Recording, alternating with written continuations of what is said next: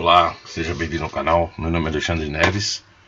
Em um vídeo onde nós vamos montar uma planilha para as propriedades dos materiais num ensaio de tração. Então aqui eu montei essa planilha de que maneira? Coloquei alguns valores aqui para alguns materiais. Então aqui eu tenho o material, aqui eu tenho o coeficiente de Poisson, aqui eu tenho o módulo de elasticidade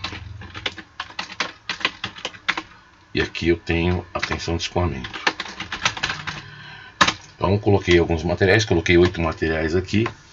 Para quê? Para poder alimentar a planilha que a gente vai fazer o cálculo. Então quando você faz a seleção aqui através do botão dessa caixa de combinação, você pode ter ideia do comportamento dele no ensaio de tração. Então aqui, quando você traz esse valor através da escolha do material, ele já vai alimentar essa célula C4, a célula C5, ou melhor, a célula D4, a célula D5 e a célula D7. Ao fazer isso daí, você pode entrar aqui com o valor da força, com o valor do diâmetro do corpo de prova e com o valor do comprimento. Observa que quando você faz a seleção aqui do material, ele já te dá uma ideia de qual pode ser a maior força aplicada nesse corpo de prova para ele poder estar dentro da região elástica. Se você aplicar uma força maior do que está aqui, ele vai te dar um resultado onde ele vai apontar se o material está fora da região elástica. Exemplo, aqui eu poderia aplicar uma força de no máximo 10.995 para um diâmetro de 20 e um comprimento de 200 milímetros. Então se eu alterar isso aqui, colocar para 12.000 newtons, ele vai superar essa maior força. E aqui ele já vai indicar que o material ultrapassa a região elástica. Quer dizer que esses resultados que ele aponta aqui já não vão valer para o cálculo das propriedades dos materiais dentro da região elástica.